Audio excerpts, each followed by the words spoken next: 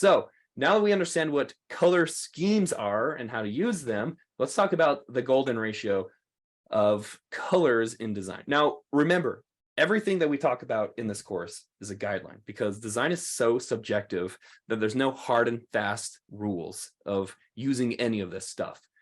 But this is a really good guideline to follow. So when selecting colors for design or for a brand or whatever, usually a good rule of thumb is to have 1 or 2 primary colors, 1 to 3 secondary colors, and 1 to 2 accent colors. Sometimes people don't use accent colors and they just focus on these 2, and that's totally fine.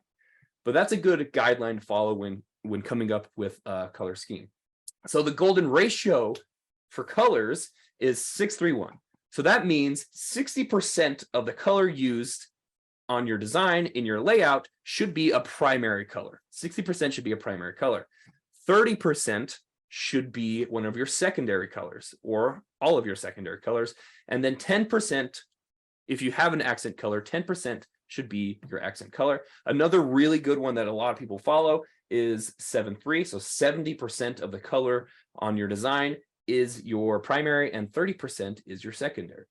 So if you look at like the course hub for this course, we follow 7:3. 70% is our primary, 30% is our secondary, black and white. So here's some really good examples of color schemes and color ratios that I pulled together. Like we look at this one, right? Obviously one of the primaries is this kind of lime electric green. White is probably a secondary or a primary.